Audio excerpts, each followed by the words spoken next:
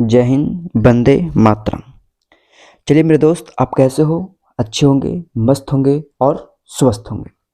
चलिए आज का सेशन स्टार्ट करते हैं। आपका 12th का VVI जितने आपको जो 2024 में देने वाले जो विद्यार्थी हैं, उसके लिए आपको VVI क्वेश्चन है आपको केमिस्ट्री से आपको VVI क्वेश्चन आपको जो 2024 में के जो बच्चे हैं, अगर जो देना चाहते हैं कि लगता है कि हमको केमिस्ट्री में डर है, तो मेरे दोस्त आपको केमिस्ट्री से डर हटा दो। आपकी केमिस्ट्री में जो डर है ना, वो डर को हटा दो और आप अपने बोर्ड में अपने अच्छे अंक को दाखिल करें। तो चलिए हम देर न करते हैं। आपका केमिस्ट्री 2009 से 2000 क्वेश्चन बैंक हम लाए हैं। 2009 से 2023 तक जितना क्वेश्चन पूछा है वो सारे के सारे आपका हम क्या किए हैं, वो सारा लिख कर लाए हैं। आपको जितना केमिस्ट्री में 2009 से लेकर 2023 तक जो क्वेश्चन, जितने सारे क्वेश्चन पूछा है, उस सारे क्वेश्चन को हम आज एनालिसिस करते हैं। तो चलिए हम देर नहीं करते हैं और अपनी सेशन पर स्टार्ट कर देते हैं। तो मेरे दोस्त, आप तैयार हो जाओ और पूरी बारीकी के साथ अपने क्वेश्चन बैंक को एनालिसिस करो। यह क्वेश्चन बैंक एक ऐसा क्वेश्चन बैंक है जो आपको केमिस्ट्री का समझो कि पूरे जितना सारांश है, जितना केमिस्ट्री में जितना पूछा है 2009 से लेकर 2023 तक, इस सारे ऑब्जेक्टिव को मैंने लाया हूं मेरे दोस्त, बहुत जबरदस्त लाया हूं। चलिए हम स्टार्ट करते हैं। पहला क्वेश्चन, जय जय श्री राम। तो पहला क्वेश्चन से हम स्टार्ट करते हैं। देखो पहला क्वेश्चन क्या कहता है। पहला कहता है कि निम्नलिखित में क्या कहता है, निम्नलिखित में किसके लिए हिमांक का अवनमन अधिक होगा। यानी कहता है कि कौन ऐसा है हिमांक का, हिमांक का मतलब समझते हो? हिमांक का मतलब होता है डेल्टा एफ। क्या बोलते हैं? डेल्टा। कहता है हिमांक का मतलब होता है क्या? हिमांक अवनमन का मतलब होता है डेल्टा एफ। हिमांक की बात कर रहा है यानी माइनस की बात कर रहा है, माइनस डेल्टा एफ। क्या कहता है कि माइनस डेल्टा एफ का अवनमन अधिक होगा। किसका होगा? इसका मतलब है कि आई बराबर आपको हो जाएगा, ये बताओ, 1 2 3। तो टोटल आपको बताओ इसमें कितना हो गया? 1 हो गया, 2 हो गया, 3। इसका मतलब कि आई जो बराबर आएगा वो 3 आएगा। इसके लिए हिमांक अवनमन कितना हो जाएगा? K2SO4 हो जाएगा। क्योंकि K2SO4 का जो हिमांक जो अवनमन होता है वो क्या होता है? सबसे ज्यादा होता है। आपको NaCl का होगा नहीं, इसमें द्वितीय कंपाउंड है, यूरिया है, ये सबका 0 आ जाता है। ठीक है, तो इसका हिमांक जो अवनमन होता है ये क्या होगा? इसका सबसे ज्यादा होता है। कोई दिक्कत?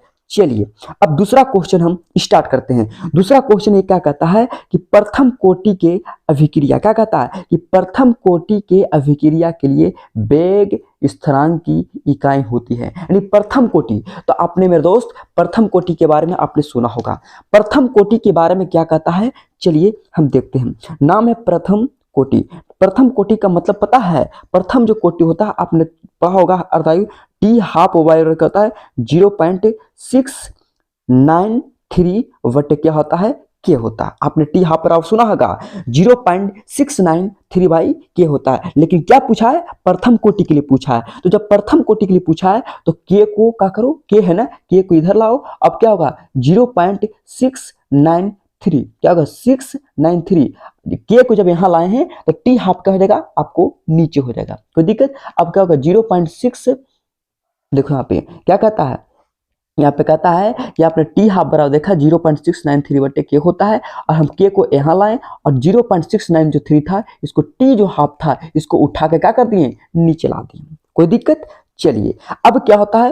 के बराबर 0.693 वाई क्या होगा? T half. ये ना होगा, ये क्या है? इस समय की बात कर रहा है। तो समय का मतलब टी हाफ का मतलब क्या होता है? ये 0.693, टी हाफ का मतलब क्या होता है? समय होता है। क्या होता है? समय होता है। कोई दिक्कत? चल नहीं। और बात यहाँ पे आता है कि 0.693 होता है, ये क्या होता है? किसके मान की यूनिट कर रहा है? एक होता है, एक होता है। इसका मान कितना होगा? एक होगा, क्योंकि प्रथम कोटि की बात कर रहा है। तो जब प्रथम कोटि की बात करेगा तो इसका मान होता है एक। अब बटे क्या होगा? समय की बात करते क्या होगा? समय। जब ऊपर में जाएगा तो क्या होगा? बताओ, ऊपर में जब जाएगा तो क्या होगा? इस समय का क्या हो जाएगा? आपको ऊपर में जाएगा तो हो जाएगा समय का क्या हो जाएगा? इनवर्स हो जाएगा समय का, क्योंकि समय ऊपर में जाएगा तो समय का क्या हो जाएगा? इनवर्स होगा। तो आपको क्या क्वेश्चन पूछा, क्वेश्चन ही ने पूछा है, क्या क्वेश्चन पूछा है कि प्रथम कोटि के अभिक्रिया के लिए वेग स्थिरांक की इकाई होती है। तो वेग स्थिरांक की इकाई कितना है, क्या समय इनवर्स, क्या होगा समय, क्या आपको पता है कि टी हाफ बराबर 0.693 बटे क्या होता है, के होता है, फिर इसीलिए के बराबर लिखेंगे 0.693 बटे टी हाफ होता है, फिर क्या करें के होगा 0.693 होता है, और टी हाफ का मतलब तुम्हें क्या होता है, समय होता है, इसलिए समय लिखें, और 0.693 जो देख रहे हो ये क्या होता है 1 होता है, और समय का समय होता है, जब ऊपर में जाएगा तो समय क्या होता है, इनवर्स होता है, इसलिए ऑप्शन देखो तो कौन है आपका, ऑप्शन जो होता है वो कौन होगा, चलिए देखते हैं, तो नाम है समय इनवर्स, इसलिए आपका कौन हो जाएगा, आपको ये हो जाएगा, समय इनवर्स हो जाएगा, कोई दिक्कत नहीं। तो प्रथम कोटि की क्रिया के लिए वेग स्थिरांक की इकाई क्या होती है, समय इनवर्स होता है, प्रथम कोटि की बात करेगा तो क्या हो जाएगा, समय इनवर्स हो जाएगा। अब तीसरा क्वेश्चन क्या कहता है, देखो तीसरा क्वेश्चन ये कहता है कि H3PO4 क्या कहता है, H3 क्या कहता है, H3PO4 है, एक क्या है, तो H3PO4 है, तो इसके बारे में देखो समझाते हैं, H3PO4 के बारे में क्या करते हैं, समझाते हैं। क्या कहता है मेरे दोस्त कि H3PO4 है, एक क्या है, एक भास्मिक है कि द्विभास्मिक है कि त्रिभास्मिक है कि नन है, तो H3PO4 है ना, क्या है H3PO4, यही ना है। इसी के बारे में कह रहा है कि एक भास्मिक है कि द्विभास्मिक है कि त्रिभास्मिक है, तो आपको तुम्हें पता होना चाहिए कि जो P जो देख रहा है मेन, इसमें P क्या है, मेन है, तो तुम्हें P का तुम्हें पता है कि P का जो वैलेंस इलेक्ट्रॉन होता है वो कितना होता है, 5 होता है। तो मान चलो कि डबल बॉन्ड इधर एक इधर और क्या करते एक इधर, 2 3 4 5 हो गया, कोई दिक्कत। अब क्या कहता है H3PO4 है तो O है ना, तो O उसके माथा पर लगा देते हैं, क्योंकि ऑक्सीजन का बॉन्ड कितना होता है, 2 होता है, तो 1 और 2 हो गया। फास्फोरस का बॉन्ड तुम्हें पता है कि 5 होता है, तो 2 3 4 और 5। अब देखो यहाँ पे क्या कहता है, ऑक्सीजन क्या कुछ 4 गो है, इसका मतलब एक ऑक्सीजन तो हो गया, एक ऑक्सीजन यहाँ लगा दो, एक ऑक्सीजन यहाँ लगा दो, एक ऑक्सीजन यहाँ लगा देते हैं, लेकिन क्या ऑक्सीजन बैलेंस है, नहीं, क्योंकि ऑक्सीजन का बॉन्ड 2 होता है, तो एक ऑक्सीजन तो हो गया, ऑक्सीजन का एक बॉन्ड हो गया, लेकिन एक बॉन्ड होना चाहिए, तो इसमें लगा दो H, तो हो गया 2 बॉन्ड, इसमें भी लगा दो H, हो गया 2 बॉन्ड, इसमें हो गया लगा दो H। अब कहता है कि बताओ ये जो स्ट्रक्चर बना है एक भास्मिक है कि द्विभास्मिक है कि त्रिभास्मिक है, तो भास्मिक उसको बोलते हैं जिसके साथ OH लगा रहता है, क्या होता है OH, जेगो OH वही भास्मिक होता है, तो एक OH 2 H 3 OH, तो 1 2 3, तो 3 को क्या बोलते हैं, 3 को बोलते हैं क्या, उसका नाम होता है ट्राईवेसिस, ट्राईवेसिस का मतलब होता है त्रिभास्मिक, क्या होता है त्रिभास्मिक। तो इसमें देखो तो ऑप्शन में कौन है, वही ना कहता है कि H3PO4 है एक प्रकार का एक भास्मिक है कि द्विभास्मिक है कि त्रिभास्मिक है, तो H3PO4 क्या है, एक त्रिभास्मिक है, क्योंकि त्रिभास्मिक उसको बोलते हैं जिसमें क्या होगा 3 गो OH लगा रहता है, उसी का बोलते हैं त्रिभास्मिक, कोई दिक्कत। चलिए चौथा क्वेश्चन क्या कहता है, चौथा क्वेश्चन कहता है कि निम्नलिखित में कौन संक्रमण धातु का आयन प्रतिचुंबकीय है, यानी कहता है कि कौन ऐसा धातु है, कहता है कि कौन संक्रमण धातु का आयन प्रतिचुंबकीय, यानी कौन ऐसा धातु है, यानी कौन ऐसा संक्रमण धातु है जो प्रतिचुंबकीय है, यही आपको क्वेश्चन पूछ रहा है। तो जब इस प्रकार से जब क्वेश्चन पूछेगा तो देखिए क्या क्वेश्चन पूछता है, क्या कहता है कि निम्नलिखित में कौन संक्रमण धातु का आयन प्रतिचुंबकीय है। तो संक्रमण धातु का मतलब तुम्हें पता होना चाहिए कि संक्रमण जो धातु होता है वो क्या होता है, तो संक्रमण धातु किसको बोलते हैं, तो संक्रमण, तो यहाँ पे एक आप तुम्हें सवाल आता है कि आपने नाम सुना होगा प्रतिचुंबकीय, एक नाम क्या कहता है, क्वेश्चन क्या कहता है कि निम्नलिखित में कौन संक्रमण धातु का आयन प्रतिचुंबकीय, तो सबसे बात आता है कि प्रतिचुंबकीय जो होता है वो क्या होता है, इन्हें कहता है कि प्रतिचुंबकीय क्या होता है, प्रतिचुंबकीय उसको बोलते हैं जो पेयर्ड होता है, क्या होता है पेयर्ड का मतलब क्या होता है, जो फुलफिल होता है, पेयर्ड का मतलब होता है कि जिसमें क्या होता है एक पेयर्ड का मतलब क्या होता है फुलफिल, हर बॉक्स में इलेक्ट्रॉन फुलफिल रहेगा, लेकिन इसी को बोलते हैं प्रतिचुंबकीय। लेकिन एक होता है जिसको नाम होता है अनुचुंबकीय, क्या होता है अनुचुंबकीय, क्या होता है अनुचुंबकीय, अनुचुंबकीय उसको बोलते हैं जो अनपेयर्ड होता है, अनपेयर्ड का मतलब ये बताया जाता है कि वो फुलफिल नहीं होगा, इस सिर्फ इसमें एक इलेक्ट्रॉन होता है, यानी भरल नहीं रहेगा। पेयर्ड उसको बोलते हैं जो बॉक्स में इलेक्ट्रॉन भरा रहता है, और अनपेयर्ड उसको बोलते हैं जो अनुचुंबकीय क्या होता है अनपेयर्ड होता है, और प्रतिचुंबकीय पेयर्ड होता है। तो पेयर्ड का मतलब इलेक्ट्रॉन भरा रहेगा, बॉक्स में जो इलेक्ट्रॉन होगा वो भरा रहेगा, लेकिन अनुचुंबकीय में क्या होता है अनपेयर्ड होता है, और अनपेयर्ड उसको बोलते हैं जो भरल नहीं रहता है। क्या होता है इसमें बताओ तो, इसमें बॉक्स में 2 इलेक्ट्रॉन होता है लेकिन एक गो है, इसलिए बोलते हैं अनुपेयर्ड। तो अब वही कहता है ना, यहाँ पे सवाल क्या कहता है कि निम्नलिखित में कौन संक्रमण धातु का आयन क्या प्रतिचुंबकीय है, तो प्रतिचुंबकीय क्रम में कौन हो जाएगा, तो आपको प्रतिचुंबकीय आपको पहचाना है, तो इसके आता है जिंक +2, जिंक को निकालेंगे तो प्रतिचुंबकीय, क्योंकि इसका जो पेयर्ड इलेक्ट्रॉन है वो फुलफिल है, क्या है एक पेयर्ड इलेक्ट्रॉन है, इसका इलेक्ट्रॉन जो निकालेगा तो बॉक्स में क्या होगा फुलफिल आएगा।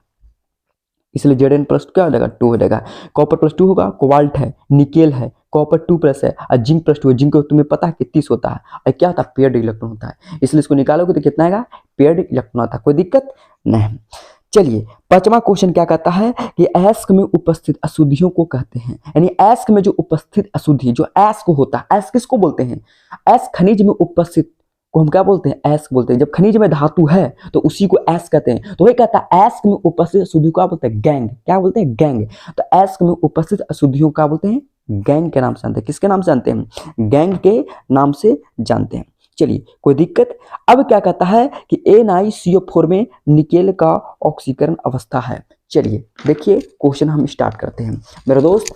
क्या कहता है आपका क्वेश्चन, कहता है कि NiCO4 में क्या कहता है, देखो कहता है कि NiCO4 में इन कहता है, देखो तो NiCO4 में निकेल का ऑक्सीकरण अवस्था, निकेल का क्या कहता है, निकेल का ऑक्सीकरण अवस्था पूछा है, यानी निकेल की बात कर रहा है। तो इसको जब ऑक्सीकरण अवस्था कहेगा तो जिसको कहेगा उसको x मान लो, जिसको कहेगा उसको हम क्या करेंगे x मानेंगे, उसके बाद देंगे प्लस, उसके बाद देंगे क्या, क्योंकि निकेल का पूछ रहा है तो निकेल का मान लेंगे x, उसके बाद देंगे प्लस।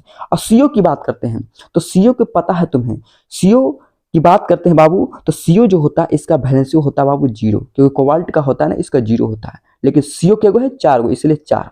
बताओ इसके उसके बाद देंगे बराबर, क्या कुछ -2 है, क्या +2 है, नहीं। जब नहीं रहेगा तो हम देंगे कितना 0। अब बताओ x हो गया प्लस 4 में 0 से मल्टीप्लाई करेंगे 0 बराबर 0, यानी x का जो मान निकल के आएगा वो कितना आएगा 0। इसलिए बताओ तो x कहता निकेल का पूछ रहा था ना, इसलिए इसका कितना हो जाएगा 0 हो जाएगा। तो बताओ 0 क्रम में कौन है, कहता है NiCO4 में निकेल का ऑक्सीकरण अवस्था कितना आता है, तो आपको कौन आएगा 0, कोई दिक्कत नहीं। तो चलिए दूसरा क्वेश्चन हम तैनात करते हैं।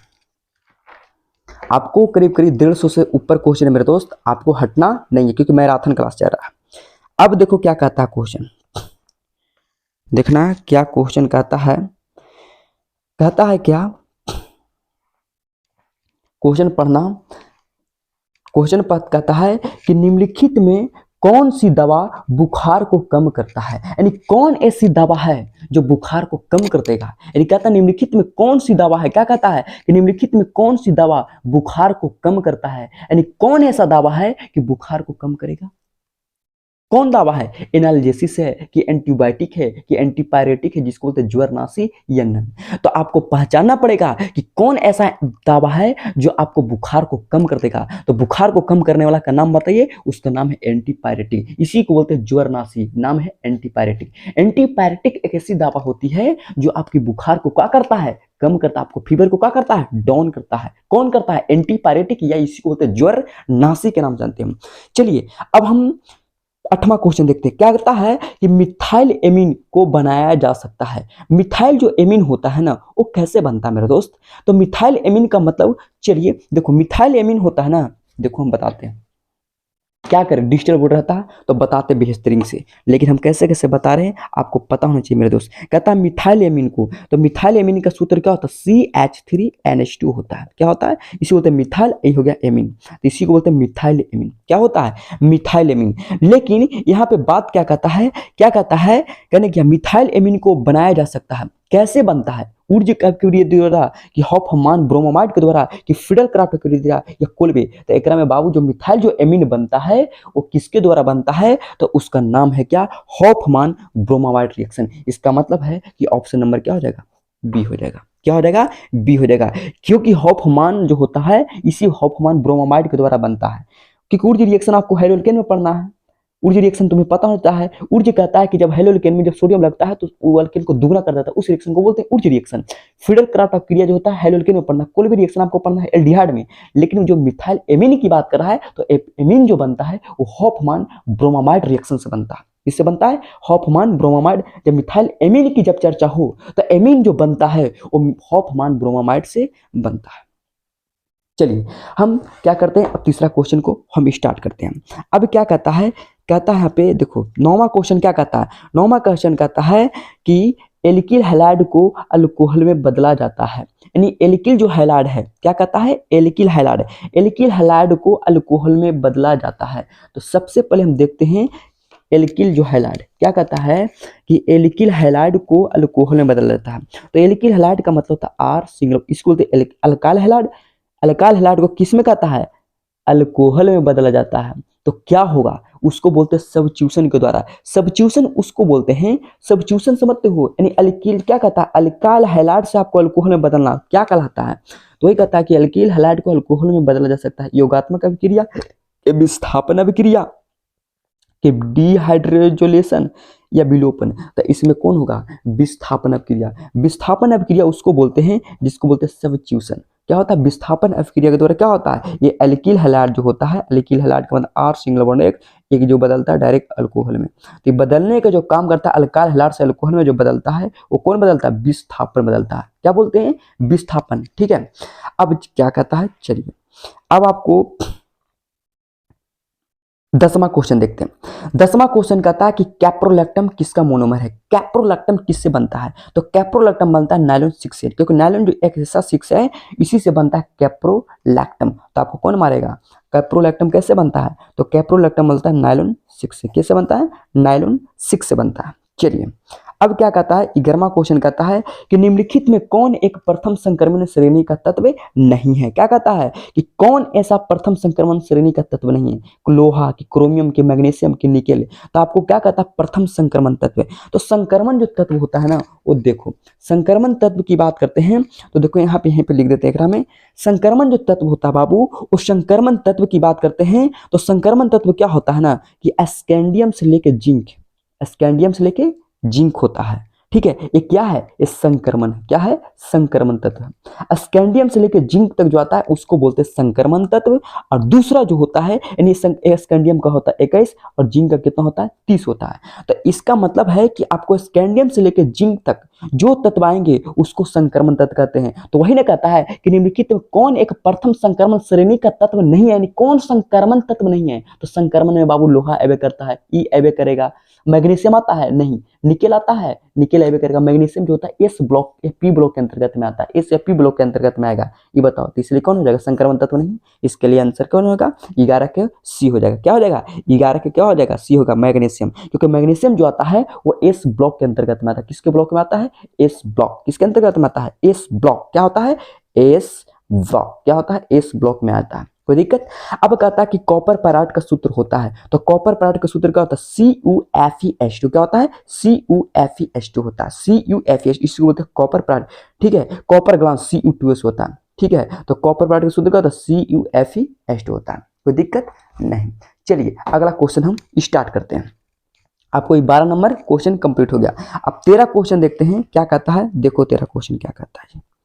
13 क्वेश्चन कहता है कि निम्नलिखित में कौन सा अनुसंख्या गुण धर्म नहीं है। कहता है कि निम्नलिखित में कौन सा अनुसंख्या गुण धर्म नहीं है। अनुसंख्या गुण धर्म क्या है, अनुसंख्या गुणधर्म की क्या करते हैं, बात करते हैं। तो अनुसंख्या गुणधर्म जो होता है ना, वो हिमानांक का अवनमन, ये सही है। बासुदाब का अपेक्षिक अवनमन, ये भी सही है। कमंथनांक का उन्नय, लेकिन कहता है कि कौन अनुसंख्या गुणधर्म नहीं है। तो अनुसंख्या जो गुणधर्म होता है वो प्रकाशीय क्रियाशीलता पर क्या करता, निर्भर नहीं करता। इसका मतलब नंबर कौन होगा, बी। अनुसंख्या गुणधर्म जो होता है ना, वो हिमांक पर भी करता है, बासुदाब पर भी करता है और कमंथनांक के उन्नयन पर डिपेंड करता है। ये तीनों पर डिपेंड करता है, लेकिन प्रकाशीय अभिक्रियाशीलता होता है, ये अनुसंख्या गुणधर्म इस पर निर्भर नहीं करता है। इसलिए ऑप्शन नंबर कौन हो जाएगा, आपको बी हो जाएगा। कोई दिक्कत नहीं। चलिए 14 की बात करते हैं। 14 क्वेश्चन क्या कहता है, 14 क्वेश्चन कहता है कि ग्लूकोज में काराइल कार्बन की संख्या होता है। ग्लूकोज की बात करते हैं मेरे दोस्त, तो ग्लूकोज समझते हो, ग्लूकोज का सूत्र क्या होता है। तो देखो ग्लूकोज का सूत्र क्या होता है, CH2 में OH लग जाएगा, फिर CH में OH लग जाएगा और फिर CH2 में क्या लग जाएगा, OH लग जाएगा।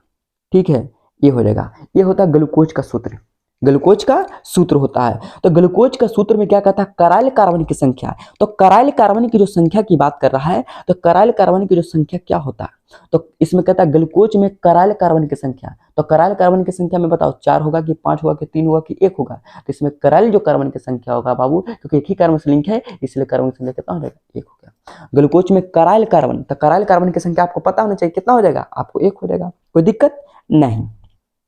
अब चलते हैं जिसका नाम है 15 क्वेश्चन, कहता है ग्लिसरॉल है। ग्लिसरॉल की बात करते हैं। ग्लिसरॉल क्या है, एक प्राइमरी अल्कोहल है। ग्लिसरॉल की बात करते हैं, क्या कहता है कि ग्लिसरॉल क्या कहता है यहाँ पे कि ग्लिसरॉल है, ये क्या है, प्राइमरी अल्कोहल है कि सेकेंडरी अल्कोहल है कि टर्सरी अल्कोहल है कि ट्राइहाइड्रिक अल्कोहल है। तो ग्लिसरॉल का पहले सबसे पहली बात होता बताना चाहता हूं कि ग्लिसरॉल जो होता है ना, ये क्या होता है। देखो यहाँ पे ग्लूकोज की हम क्या कर रहे थे, बात कर रहे थे। तो ग्लूकोज में जो काराइल कार्बन की जो संख्या था ना, वो ग्लूकोज में काराइल कार्बन, तो काराइल कार्बन की संख्या की बात करते हैं। तो ग्लूकोज में काराइल कार्बन की, देखो ग्लूकोज का सूत्र पता है, ये बाबू ग्लिसरॉल का बता दिए थे कि ग्लिसरॉल का सूत्र क्या होता है, ये होता है, देखो मिस्टेक थोड़ा सा हो गया, कहता है क्या कि ग्लूकोज में काराइल कार्बन की संख्या, तो ग्लूकोज का सूत्र पता होना चाहिए, क्या होता है C6H12 और O6 होता है। इसका मतलब है कि इसमें क्या पूछ रहा है, काराइल कार्बन, तो काराइल कार्बन की जो संख्या होगा बाबू इसमें 4 होगा, क्या होगा, 4 होगा, कोई दिक्कत नहीं। 15 क्या कहता है कि ग्लिसरॉल है, तो ये जो देख रहे हो ना CH2OH, CH और CH2OH, ये है ग्लिसरॉल। यही कहता है कि प्राइमरी अल्कोहल है कि सेकेंडरी अल्कोहल है कि टर्सरी अल्कोहल है कि ट्राइहाइड्रिक अल्कोहल है, कौन सा अल्कोहल है। तो चलिए हम स्टार्ट करते हैं। ये जो ऑप्शन नंबर जो होगा इसको बोलते हैं एक अल्कोहल, दो अल्कोहल, तीन अल्कोहल। तो बताओ ये सेकेंडरी है, नहीं, क्या टर्सरी है, नहीं, क्या है, ट्राइहाइड्रिक अल्कोहल। ट्राई का मतलब 3 गो है, इसलिए क्या नंबर आएगा, ऑप्शन नंबर डी। क्योंकि जो ग्लिसरॉल का सूत्र होता है CH2OH, यानी कार्बन 3 गो होता है, हाइड्रोजन क्या होता है, दो दो दो, चार चार, एक 5, 6 7 8। इसका मतलब है कि इसी को बोलते हैं ग्लिसरॉल। ग्लिसरॉल का सूत्र होता है C3H8, ऑप्शन में क्या होगा 1 2 3, ये होगा O3, C3H8O3 होता है, इसी को बोलते हैं क्या, ग्लिसरॉल। देखो ना ग्लिसरॉल का सूत्र हो गया C3H8O3 होता है। कार्बन में 1 गो 2 गो 3 गो होगा, कार्बन 3 हो गया, हाइड्रोजन में 2 3 और 3 2 5 6 7 8 हो गया, ऑप्शन 1 2 3, इसी को बोलते हैं ग्लिसरॉल। ये ग्लिसरॉल जो होता है वो क्या होता है, ट्राइहाइड्रिक, 3 अल्कोहल से क्या होता है, जुड़ा होता है।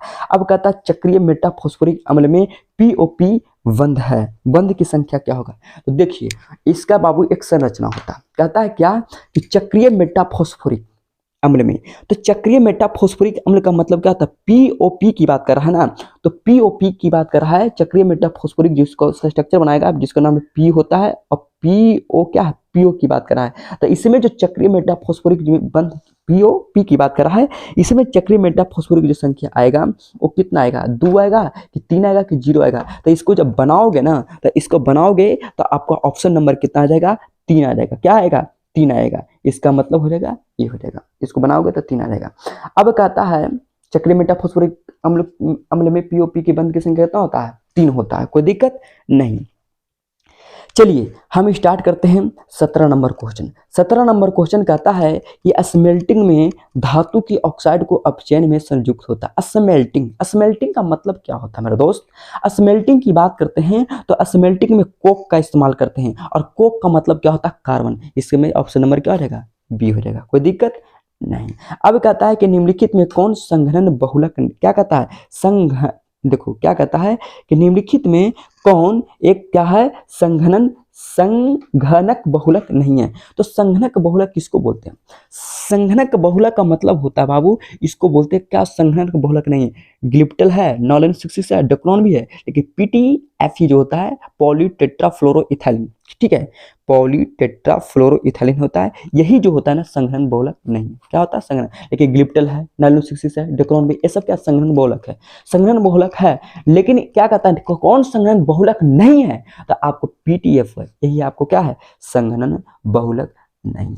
चलिए तीसरा क्वेश्चन देखते हैं, आपका ऑप्शन नंबर क्या है। अब देखते हैं, कहता है K4FeCN6 में लोहा का प्रसंकरण क्या होगा। लोहा की प्रसंकरण की क्या करते हैं, बात करते हैं। तो लोहा की जैसी क्या कहता है, प्रसंकरण। तो लोहा की प्रसंकरण बाबू आपको निकालना पड़ेगा, क्या करना पड़ेगा, निकालना पड़ेगा। तो इसका जो प्रसंकरण होता है, लोहा की बात करते हैं जिसका नाम होता है लोहा, इसका जब प्रसंकरण जब निकालेगा ना, तो इसका जो प्रसंकरण जो आएगा वो D2sp3 आएगा, क्या आएगा, D2sp3 आएगा। तो कहेगा कि K4FeCN6 में लोहा का प्रसंकरण बताइए, तो लोहा का प्रसंकरण क्या होगा, D2sp3 होगा, कोई दिक्कत नहीं। अब देखो क्या कहता है, अब कहता है कि ज्यूपिटर आयन बनाने में कौन समर्थ है। कहता है ज्यूपिटर आयन, ज्यूपिटर आयन की बात करता है, किसकी बात करता है, ज्यूपिटर आयन बनाने की बात। तो ज्यूपिटर जो आयन बनता है ना, वो एमिनो एसिड से बनता है। किससे बनता है? एमिनो एसिड से। एमिनो एसिड का मतलब समझते हो? एमिनो एसिड उसको बोलते हैं जिसमें एमिन और दूसरा एसिड, एसिड का मतलब COOH होता है। NH2COOH क्या होता है? NH2COOH होता है। इसको बोलते हैं क्या? Zwitterion. इसी का नाम होता है वो ज्यूपिटर आयन कहते हैं। यही होता है NH2 और COOH होता है, कार्बनिक अम्ल होता है। तो इसमें एमीन भी है और COOH होता है। तो वही कहता है कि निम्नलिखित में ज्यूपिटर आयन बनाने में कौन समर्थ है? CH3NO2 गलत है। NH2 देखो, NH2 किस में? NH2 एक क्रम है? नहीं है। NH2 है, हाँ NH2 है, लेकिन क्या था? COOH, CH2 एक क्रम है? नहीं है। देखो H2N, H2N का ही NH2 का है, दोनों एक ही है। और देखो COOH है, इसका मतलब उसका नंबर क्या हो जाएगा? D। वही ने कहता है ज्यूपिटर आयन बनाने में कौन समर्थ है? तो ज्यूपिटर आयन किसको बोलते हैं? एमिनो एसिड को बोलते हैं। NH2COOH होता है, उसी को ज्यूपिटर आयन कहते हैं। तो जेकरा में देखो NH2 और COOH लगल है तो मार दो, डायरेक्ट मारो, ज्यूपिटर आयन यही है। कोई दिक्कत? बताओ, H2N भी है और क्या COOH है। तो हमको ज्यूपिटर आयन की बात कर रहा है, तो ज्यूपिटर आयन तुम्हें पता होना चाहिए कि एमीन में क्या होता है? एसिड लगा रहता है। एमीन में एसिड लगा रहता है। तो बताओ बाबू, ये एमीन है कि नहीं है और ये एसिड है कि नहीं है? है। इसका मतलब आंसर नंबर सही। कोई दिक्कत नहीं है। अब क्या कहता है क्वेश्चन? देखो क्वेश्चन क्या कहता है।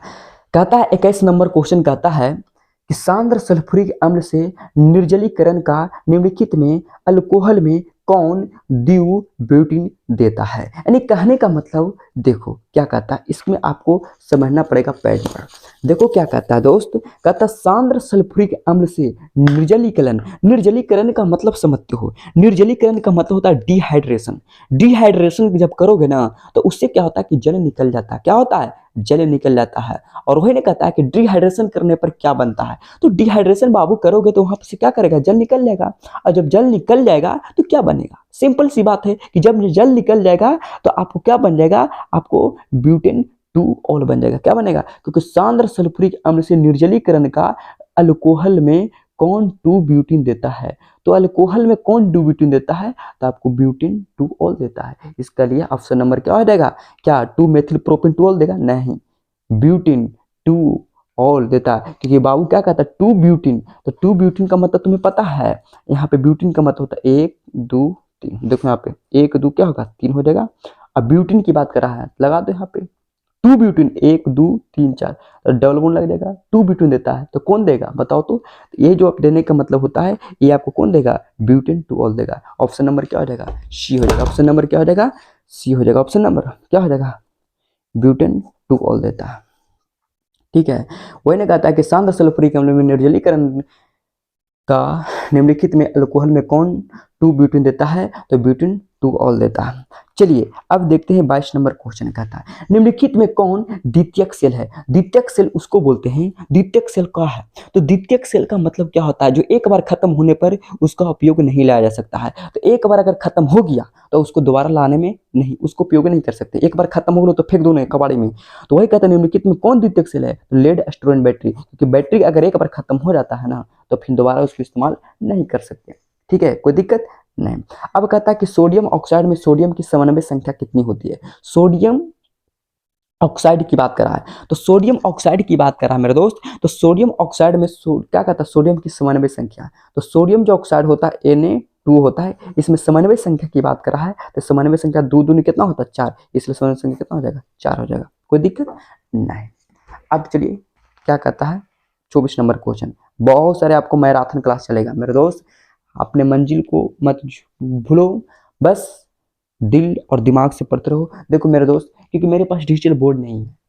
जब डिजिटल बोर्ड नहीं है तो तुम्हें मेरे प्रस्तुति को समझो कि मैं कैसे पढ़ा रहा हूँ तुम्हें। ठीक है, कहीं कहीं वीडियो नहीं भी आ सकता है तो मेरे दोस्त मेरा गलती नहीं है।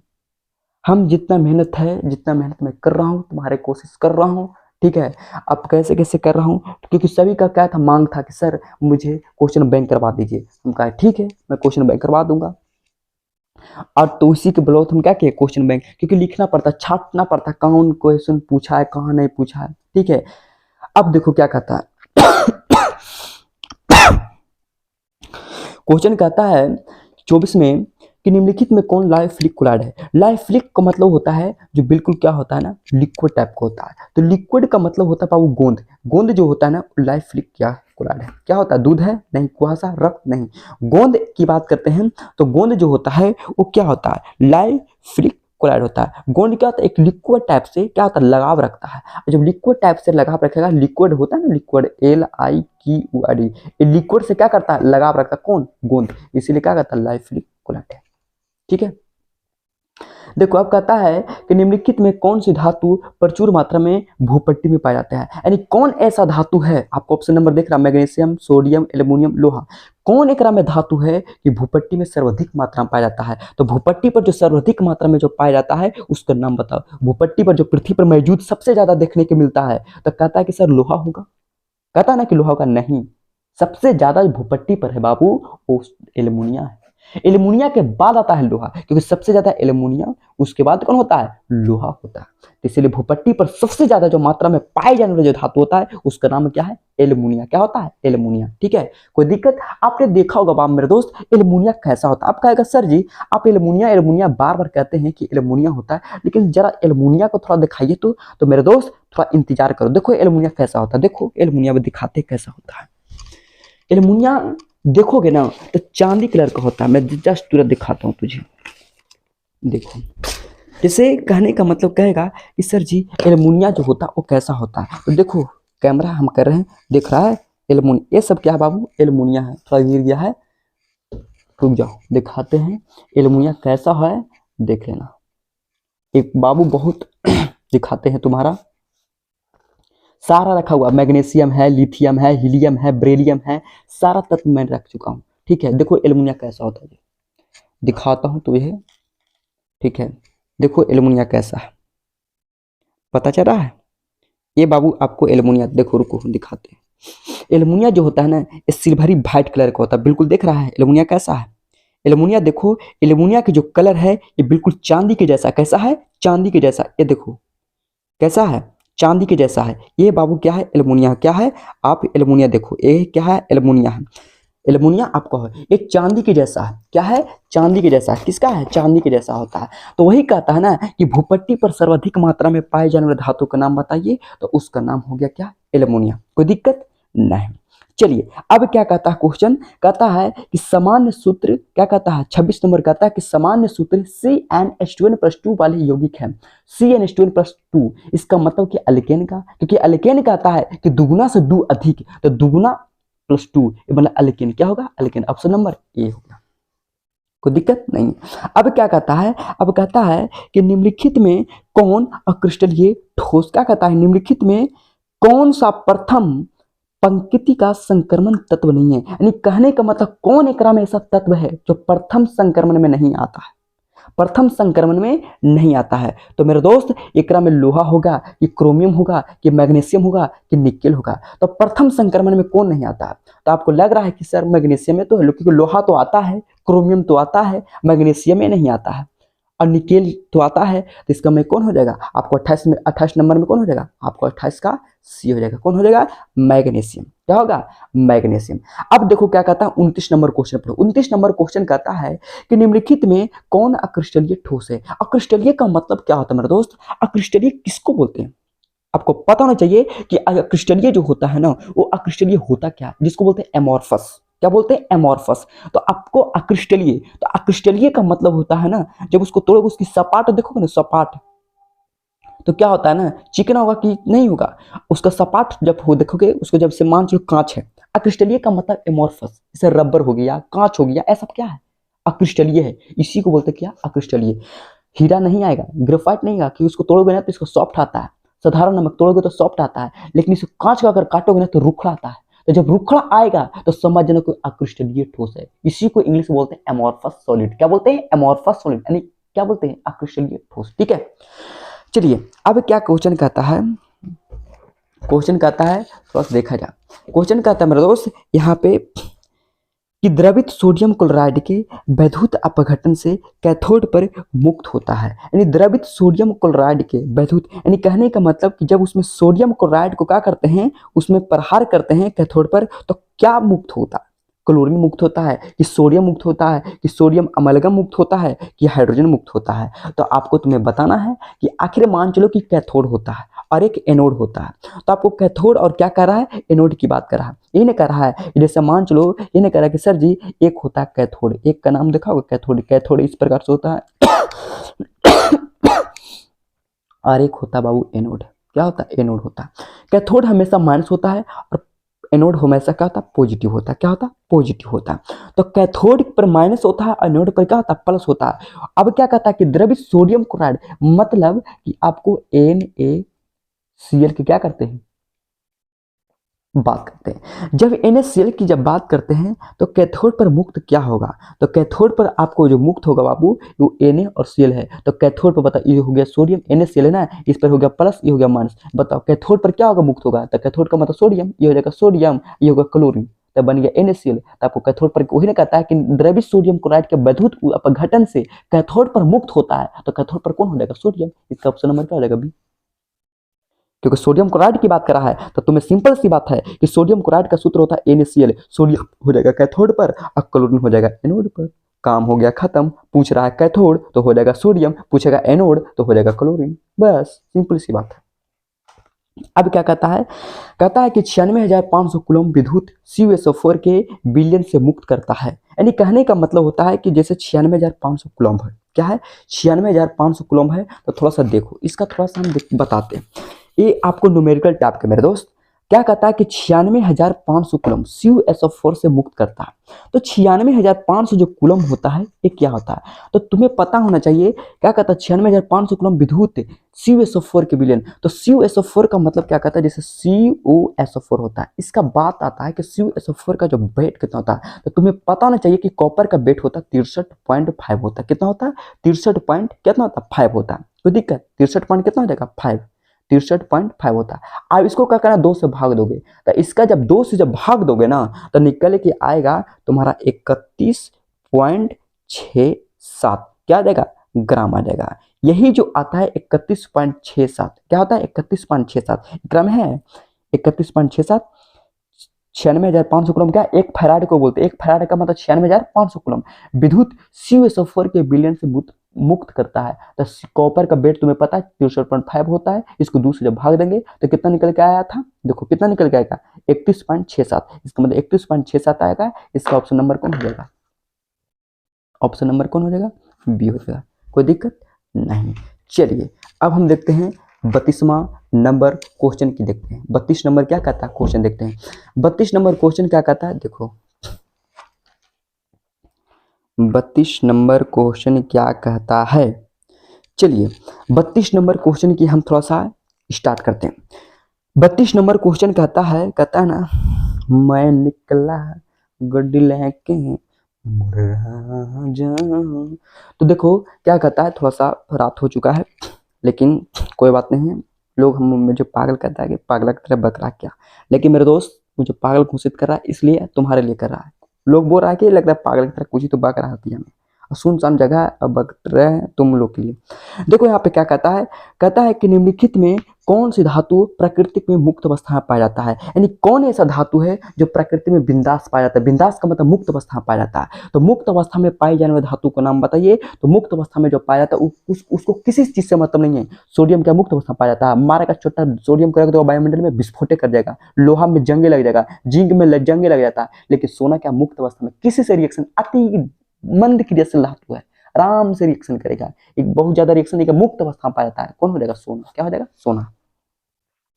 अब कहता है कि निम्नलिखित में कौन हर्ण बंधन नहीं बनाता है। अब बात आता है कि हर्ण बंधन कौन नहीं बनाता है। तो हर्ण बंधन का मतलब तुम्हें एक ट्रिक होना चाहिए। इसका एक आप नाम सुना होगा, फोन ना, कहता है कि फोन एलू रे FON। जब एच के साथ बाबू अगर एफ लग जाए, एच के साथ ओ लग जाए, एच के साथ एन लग जाए, तो बताओ एच के साथ एकरा में कौन है? कहता है कौन कि हाइड्रो बंधन नहीं बनाता है। तो Cl, एच के साथ Cl है। बताओ एच के साथ एफ है, एच के साथ क्या है? एच के साथ क्या लग जाएगा? एन। बताओ एन एच है, ये है। एच के साथ ओ है, ये है। एच के साथ क्या है? एच के साथ एफ है, ये है। लेकिन एच के साथ Cl है नहीं। इसका मतलब हाइड्रोजन बंधन कौन नहीं बनाता है? आपको HCl। कोई दिक्कत नहीं। अब कहता है कि हीलियम का मुख्य स्रोत क्या है। हीलियम का मुख्य स्रोत हवा है कि रेडियम है कि मोनाजाइट है कि जल है। तो हीलियम का जो मुख्य स्रोत होता है बाबू वो मोनाजाइट होता है। कौन होता है? मोनाजाइट होगा। कौन होगा? मोनाजाइट होगा। अब कहता है कि XeF4 का आकार होता है चतुष्फलकीय होता है कि स्क्वायर प्लेनर होता है कि पिरामिडल होता है कि लीनियर होता है। तो XeF4 क्या कहता है? XeF4। तो XeF4 का मतलब 35 नंबर क्वेश्चन कहता है कि आपको XeF4 का आकार कैसा होता। तो HCl का जो आकार होता है ना, थोड़ा सा हम देख ही लेते हैं। देखो, जैसे कहने का मतलब कहता है कि HCl की बात कर रहा है। किसकी बात कर रहा है? HCl, यही है। इसका पूछ रहा कि आकार कैसा होता है। तो इसका जो आकार होता है बाबू, जैसे मान चलो कि एक है तो एक हो गया फ्लोरीन 4 गो है ना, एक फ्लोरीन हो गया, 2 फ्लोरीन हो गया, कोई दिक्कत है? मान चलो क्या है, जैसे एक फ्लोरीन हो गया ना, 2 फ्लोरीन हो गया, 3 फ्लोरीन हो गया, और क्या होगा? 4 फ्लोरीन। इसकी आकार की बात कर रहा है, इसकी आकार की बात कर रहे हैं। इसकी देखो है, इसकी आकार देखो, 1 फ्लोरीन, 2 फ्लोरीन, 3 फ्लोरीन, और क्या होगा? 4 फ्लोरीन। ठीक है, अब बीच में क्या है? एक्स ही है। इसकी आकार की बात कर रहे हैं, तो इसका आकार कैसा है? तो इसका आकार की बात करते हैं, तो ये जो आकार बनाएगा कैसा बनाएगा? स्क्वायर प्लेन, स्क्वायर की चतुष्फलकीय के बनाएगा? नहीं। 35 का आपको कितना हो जाएगा? बी हो जाएगा। स्क्वायर प्लेन बनाएगा, पिरामिडल बनाएगा, क्लीन बनाएगा। तो इसके देखो कैसा लग रहा है? स्क्वायर की तरह लग रहा है, वर्ग की तरह लग रहा है कि नहीं लग रहा? वर्ग की तरह। इसका नंबर क्या हो जाएगा? स्क्वायर प्लेन हो जाएगा। कौन हो जाएगा? स्क्वायर प्लेन हो जाएगा। ठीक है। अब कहता है कि निम्नलिखित में सबसे प्रबल लिविस अम्ल है। प्रबल लिविस अम्ल उसको बोलते हैं जो कहने का मतलब होता है, जिसका बोलते हैं प्रबल लिविस अम्ल। तो प्रबल लिविस अम्ल किसको बोलते हैं? जब ऊपर से नीचे आते हैं ना, जब ऊपर से नीचे आने पर आयोडीन का आकार क्या होता है? बड़ा होता है। आयोडीन का आकार क्या होता है? बड़ा होता है। तो जब बाबू आयोडीन का जब आकार बड़ा होता है तो वही कहता है प्रबल लिविस अम्ल। तो ऊपर से जब नीचे आओगे, जैसे मान लो फ्लोरीन होता है, क्लोरीन होता है, ब्रोमीन होता है, आयोडीन होता है, जब ऊपर से जब नीचे की ओर आएंगे तो उसका आकार बिल्कुल बड़ा होता है। उसी को बोलते हैं प्रबल लिविस। प्रबल लिविस का मतलब स्ट्रॉन्ग एसिड। इसका स्ट्रॉन्ग क्या होता है? Strong acid Bi3। कोई दिक्कत नहीं। अब देखो क्या कहता है। कहता है कि निम्नलिखित में 37 नंबर क्वेश्चन कहता है कि निम्नलिखित में कौन सा धातु साधारण ताप पर द्रव अवस्था में होता है? यानी कौन एक में धातु है जो द्रव अवस्था में पाया जाता है? कौन ऐसा धातु है जो आपको द्रव अवस्था में पाया जाता है? जिंक है कि पारा है कि ब्रोमीन है कि जल है? तो बबुआ एकरा में द्रव अवस्था में जो पाए जाने वाला कौन है? धातु की बात कर रहा है। तो जब धातु की बात कर रहा है आपका, तो कौन होगा? उसका नाम आपने सुना होगा, Hg का नाम सुना है। इसी Hg को पारा बोलते हैं। क्या बोलते हैं? पारा बोलते हैं। यही आपका ऑप्शन हो गया। अब क्या कहता है कि निम्नलिखित में से हरा होता है। हरा का मतलब होता है कि जब लोहा पर जब जंग लगता है ना, तो हरा टाइप के बन जाता है। हरा बनता है कि नहीं बनता है? तो लोहा वाला देखो तो FeSO4 × 7H2। इसका मतलब है ये ऑप्शन नंबर कौन हो जाएगा? फर्स्ट। कोई दिक्कत? अब कहता है कि किस ग्रुप के तत्वों को संक्रमण तत्व कहते हैं? संक्रमण तत्व उसको बोलते हैं जो डी ब्लॉक के जितने सारे तत्व आते हैं ना, उसी को संक्रमण तत्व कहते हैं। तो आपको डी ब्लॉक हो गया। कोई दिक्कत नहीं।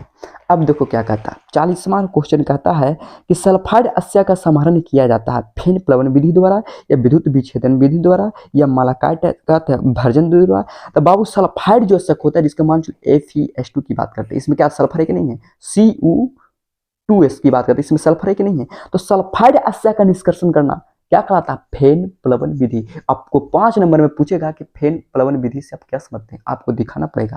तो आपको कौन हो रहेगा? सल्फाइड अयस्क का संधारण किया जाता है फेन प्लवन विधि द्वारा। अब कहता है मालाकाइट अयस्क है। मालाकाइट की बात करते हैं, तो जो मालाकाइट अयस्क होता है वो क्या होता है?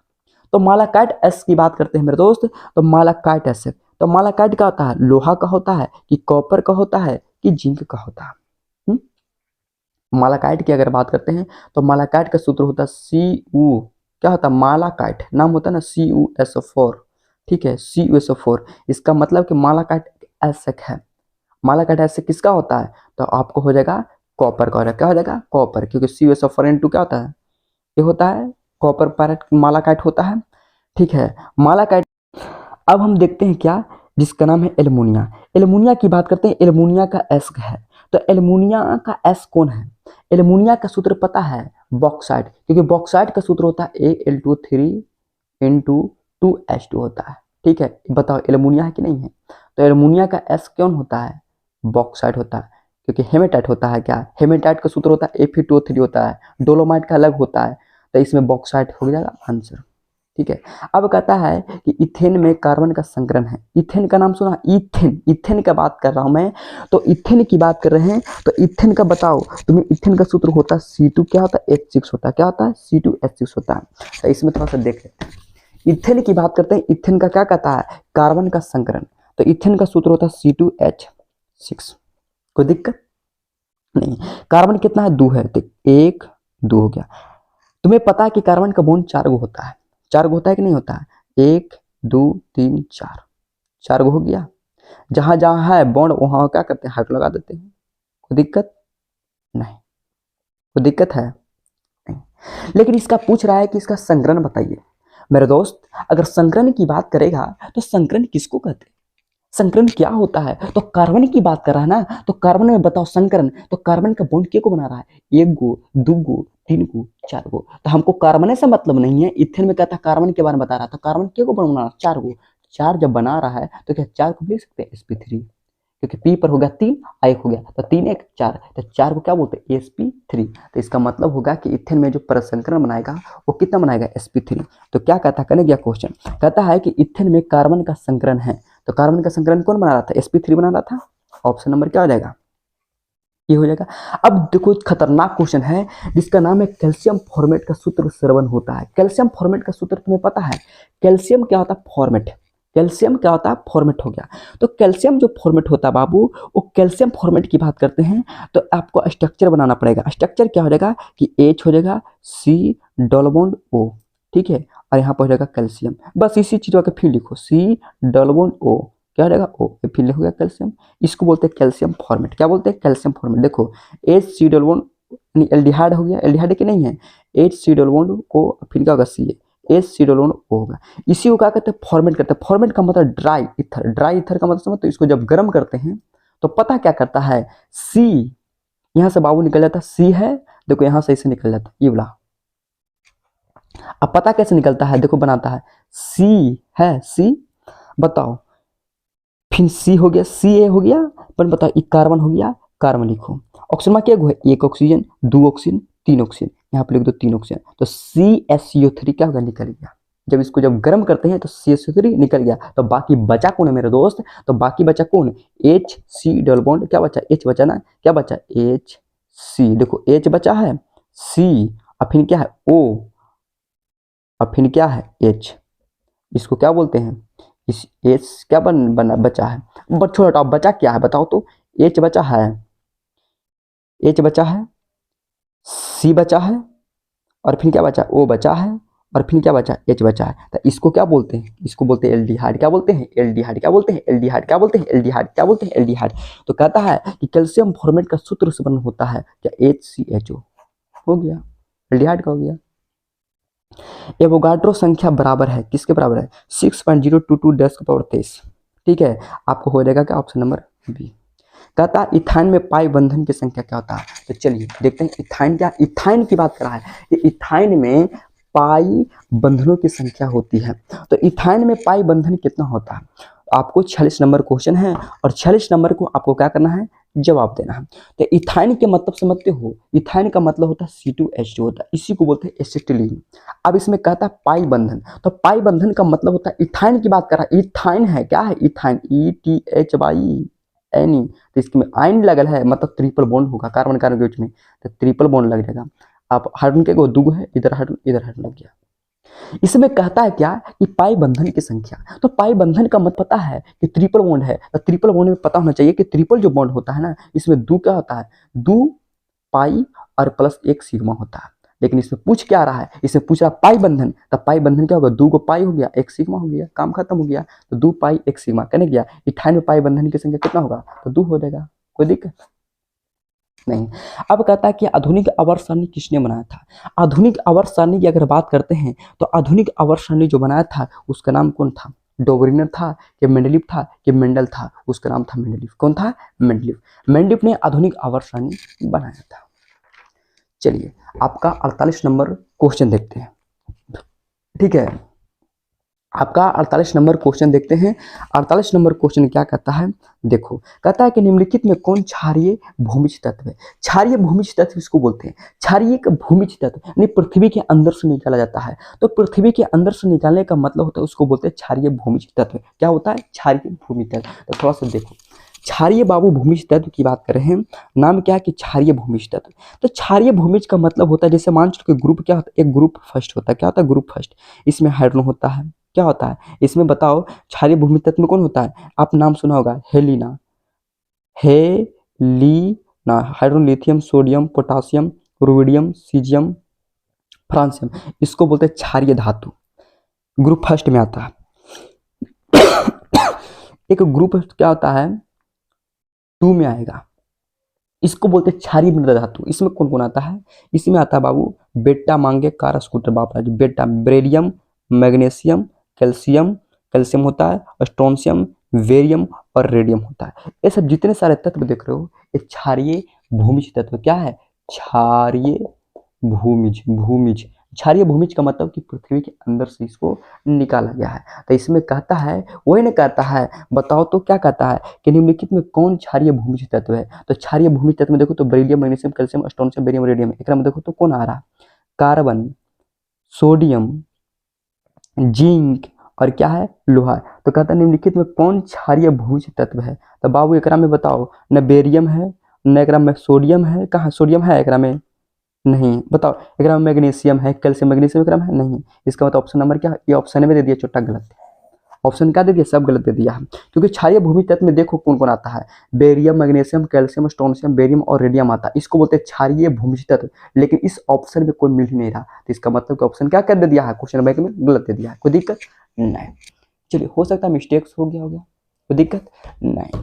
अब चलो क्या कहता है, अब यहाँ पे कहता है कि Na3 क्या कहता है, Na3 Cr C2O4 3 में क्रोमियम का उप सह संयोजन की संख्या बताइए। यानी आपको ऑक्सीडेशन नंबर निकालना है मेरे दोस्त। और जब इसका ऑक्सीडेशन नंबर जब निकालेगा ना, तो इसका मान कितना आ जाएगा, 3 आ जाएगा। कितना आएगा, 3 आएगा। जब क्रोमियम के निकालेगा, क्या कहता है, क्रोमियम के निकालने की बात करा, तो क्रोमियम को मान लेना x, और बाकी सोडियम को पता है कि 3 होता है, इसका पता है ये कि 2 होता है, 3 दूनी में 6, काम कैलकुलेट करके इसका आएगा कितना, 3 आएगा। देखो अब आता है आवर्त सारणी के ग्रुप 16 में ऑक्सीजन के अलावा पाए जाने वाला तत्व है। क्या कहता है कि ग्रुप जो 16 है, ग्रुप 16 है, ग्रुप 16 के अलावा कोई तत्व और पाया जाता है। तो बाबू ग्रुप 16 के अलावा पाए जाने वाला कौन कौन तत्व है, बता सकते हो कि ग्रुप 16 के अलावा कोई तत्व तो और पाया जाता होगा। तो यहाँ पे कहता है, वही ना कहता है कि आवर्त सारणी में ग्रुप 16 में ऑक्सीजन के अलावा पाए जाने वाले तत्व, तो ऑक्सीजन का होता है सल्फर, सेलेनियम, टेलेनियम, पोलेनियम होता है। तो कौन होगा, सल्फर हो गया। क्या सोडियम पाया जाता है, लोहा पाया जाता है, नाइट्रोजन पाया जाता है, नहीं। ऑक्सीजन के बाद होता है सल्फर। वही ने कहता कि आवर्त सारणी के ग्रुप 16 में ऑक्सीजन के अलावा पाए जाने वाला तत्व, ऑक्सीजन के बाद होता है सल्फर, क्योंकि ग्रुप 16 में आता है ऑक्सीजन के बाद सल्फर, सेलेनियम। ग्रुप 16 में कौन कौन तत्व आता है, ऑक्सीजन, सल्फर, सेलेनियम, टेलियम, पोलेनियम। लेकिन कहता है कि ऑक्सीजन के अलावा, मतलब ऑक्सीजन को छोड़ के और कौन तत्व आता है, तो उसका नाम है सल्फर। सल्फर है ऑप्शन नंबर सही। इसी को बोलते हैं गंधक। अब क्या कहता है कि प्रासरण दाब में निम्नलिखित में किस समीकरण द्वारा व्यक्त किया जाता है। प्रासरण दाब का मतलब समझते हो। देखो यहाँ पे थोड़ा सवाल थोड़ा देखते हैं, बहुत जबरदस्त सवाल है। क्या कहता है मेरे दोस्त, प्रासरण दाब की बात कर रहा है। प्रासरण जो दाब होता है वो पीवी बराबर क्या होता है, NRT होता है। कोई दिक्कत, पीवी बराबर क्या होता है, NRT होता है। अब बात आता है कि पी की बात करते हैं तो हो जाएगा NRT, अब बट्टे क्या हो जाएगा V। कोई दिक्कत नहीं। अब क्या कहता है कि P बराबर जो होता है वो N/V को क्या बोलते हैं, C बराबर क्या होता है, C N/V और क्या हो जाएगा RT। तो P बराबर क्या होगा, CRT। तो वही ना कहता है कि P बराबर क्या हो जाएगा, CRT। देखो तो कहीं है P बराबर CRT, ऑप्शन नंबर क्या हो जाएगा A। वही ना कहता प्रासरण दाब निम्नलिखित में किस समीकरण द्वारा व्यक्त होता है, तो आपको P बराबर क्या हो जाएगा, CRT हो जाएगा। कोई दिक्कत नहीं। चलिए अब कहता है 52 नंबर क्वेश्चन कहता है कि रासायनिक अधिशोषण अभिक्रिया है। क्या है, रासायनिक अधिशोषण। तो रासायनिक अधिशोषण की बात करते हैं मेरे दोस्त। तो रासायनिक जो अधिशोषण होता है वो क्या होता है, कहने का मतलब कि उत्क्रमणीय होता है कि अनुत्क्रमणीय होता है कि बहुलीकरण होता है। तो आपको इसमें कौन हो जाएगा, अनुत्क्रमणीय होता है। रासायनिक जो अधिशोषण होता है ना, केमिकल एडजॉर्प्शन होता है, वो क्या होता है, अनुत्क्रमणीय होता है। कोई दिक्कत। कीटोन का क्रियाशील मूलक का होता है। तो कीटोन किसको बोलते हैं, कीटोन का मतलब होता है कि सी के आगे बॉन्ड लगाता है, यानी सी हो रहता है, उसी को बोलते हैं कीटोन बोलते हैं। ये आपको हो जाएगा। निम्नलिखित में कौन प्रबलतम भस्म है। प्रबलतम भस्म की बात करते हैं। अगर में कहता है कि निम्नलिखित में कौन क्या है, प्रबलतम भस्म है। तो प्रबलतम भस्म की अगर बात करते हैं तो प्रबलतम जो भस्म होता है जिसको बोलते हैं सेकेंडरी, ठीक है ना, प्रबलतम भस्म होता है। तो प्रबलतम भस्म खतरनाक होता है, वो कौन होगा, तो इसमें कौन आंसर होता है, उसका नाम होता है बाबू, इसमें देखोगे तो इसमें NH3 है, CH3NH2 है, CH3 NH है और ये हो जाएगा। तो प्रबलतम भस्म का मतलब सेकेंडरी। सेकेंडरी मतलब समझते हो, सेकेंडरी का मतलब होता है कि जो क्या होता है, सेकेंडरी तो सेकेंडरी में कौन होता है, एक होता है प्राइमरी होता है, एक सेकेंडरी होता है, एक टर्सरी होता है। तो प्राइमरी एक होता है सेकेंडरी। तो इसमें आपको कहता है कि कौन प्रबलतम भस्म है, यही ना। तो प्रबलतम भस्म एकरा में आपको देखोगे तो प्रबलतम जो भस्म होता है उसका नाम कौन होगा। तो प्रबलतम भस्म जो होगा ना, इसमें NH3 है तो प्राइमरी है, ये सेकेंडरी है, ये तो बाबू टर्सरी है, आई क्या है, ये तो खतरनाक है। इसमें आंसर आपको हो जाएगा प्रबलतम भस्म। तो प्रबलतम भस्म का मतलब होता है स्ट्रॉन्ग अम्ल की भेष की बात कर रहा है, तो इसमें सेकेंडरी होगा क्योंकि NH2 है। अब क्वेश्चन नंबर कौन होगा, बी हो जाएगा, कोई दिक्कत नहीं। CH3NH2 ये क्या है, प्रबलतम भस्म। अब क्या कहता है कि प्रथम कोटि के लिए अर्ध आयु का मान होता है। जो प्रथम जो कोटि होता है वो प्रथम कोटि के लिए अर्ध आयु का मान कितना होता है, उसका मान होता है 0.693 0.693 प्रथम कोटि का मान कितना होता है 0.693 कोई दिक्कत नहीं। अब कहता है यहाँ पे कि निम्नलिखित में कौन जिंक का एस्क नहीं है, जिंक ब्लेड कि कैलेमाइन कि जिंक काट कि बॉक्साइट। तो इसका मतलब बॉक्साइट। सब तो छोटा क्या है, कैले का है, किसका है, जिंक का है, एस्क है। लेकिन बॉक्साइट का ऐसा है क्योंकि बॉक्साइट का सूत्र अलग हो जाता है, Al2O3 Al2O3 × 2H2 होता है। ये बताओ छोटा बॉक्साइट का अलग फॉर्मूला बता रहा है, क्या एकरा में जिंक का सूत्र होता है जिंक Zn होता है, जिंक एकरा में कहीं मिल ही नहीं रहा, इसका मतलब कौन होगा, जिंक का एस्क नहीं है, बॉक्साइट हो जाएगा। रवदार ठोस की बात करते हैं कि रवदार ठोस है, हीरा है कि कांच है कि रबर है। तो बाबू यहाँ पे बात आता है रवादार। रवादार क्यों बोला जाता है, रवादार होता क्या है। तो रवादार का मतलब बताया जाता है जिसको बोलते हैं क्या, कोवैलेंट क्रिस्टल, मतलब सहसंयोजक होता है ना।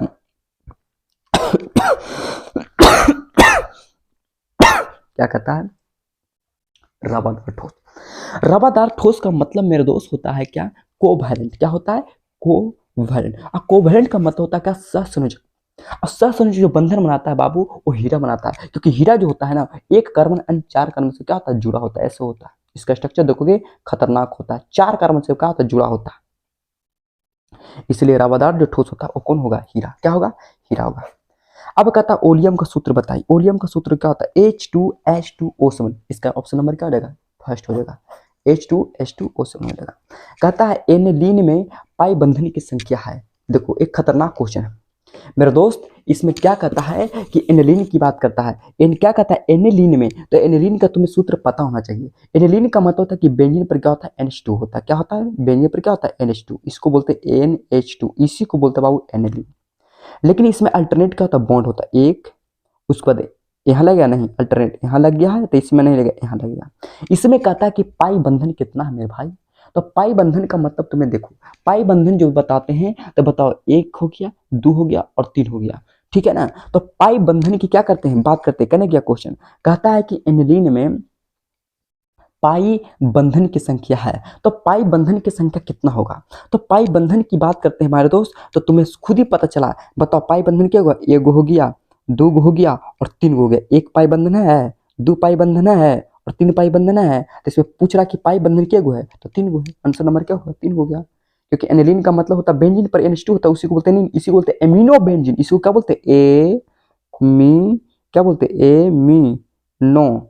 इसका नाम होता है बेंजीन। क्या होता है, एमिनो बेंजीन। इसमें कहता है एमिनो बेंजीन में कहता है पाई बंधन। तो पाई बंधन क्या होगा, 1 गो, 2 गो, 3 गो। इसका मतलब पाई बंधन कितना हो जाएगा, 3 गो। कोई दिक्कत नहीं। तो चलिए इसमें मारो आंसर। आंसर कौन हो जाएगा, आपको कहता है कि एनिलीन में पाई बंधन की संख्या कितना हो जाएगा, तो आपको नंबर क्या ना, 3। कहता है कि गैल्वेनिक सेल में एनोड होता है।